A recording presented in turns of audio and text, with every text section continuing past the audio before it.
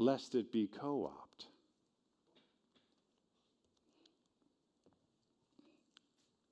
Jesus said, "Come to me, all who are weary." He didn't say, "Come to me, all who have performed well this week." He didn't say, "Come to me, all who have all the answers." He didn't say, "Come to me, all who agree with me theologically." He didn't say, "Come to me, all who agree with me politically." He didn't say, "Come to me, all who look like me." He didn't say, "Come to me, all of you who behave well." He didn't say, "Come to me, all who are in a certain stage of life." He said, "Come to me, all who are weary, and I will give you rest." Just like Zach was talking earlier and Rachel was talking earlier, there are people from all over the world, and there's from all throughout history, who have come to him and found rest from every cultural, socioeconomic strata, who are coming to Jesus weary and finding rest. And you can too. No matter what phase of your life, whatever page of your life you're on, no matter what the labels that the world wants to put on you, you can come to him and find rest.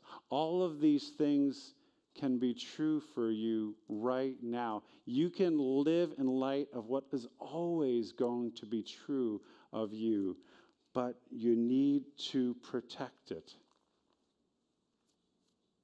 Because point number two is this.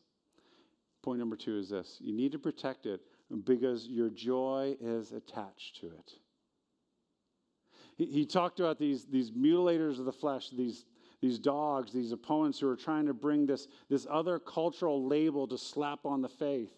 And he had to stop that because he wanted to protect their identity in Christ. And listen how he says it. He says it this way. He says, "My brothers and sisters, rejoice in the Lord. It is no trouble for me to write the same things to you again, and it is a safeguard for you." Why? Because these dogs, these mutilators of flesh, they're going to try and slap these other labels on you. He says you need to protect it. And the way you protect it is by rejoicing in the Lord. And all throughout this letter to the Philippians, Paul continues to talk to them about the sense of joy, which is kind of like happiness, but a sort of a defiant happiness that's regardless of circumstances, regardless of situation. You might remember Paul is in prison, and all of his career ambitions seem throttled.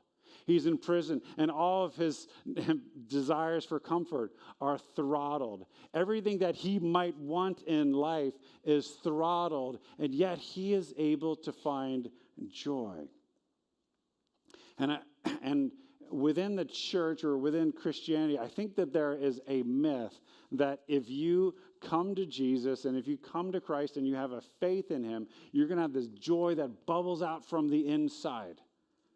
And that's kind of partially true, but most people mistake that for just a buoyant personality. There's some of that is true. The fruit of the Spirit, one of the fruits of the Spirit is joy. But when you hear Paul, he speaks of joy with the idea of a direct object. He rejoices in something. The joy is a loop. It's a circular loop. Like you put your joy in this thing and it returns joy to you.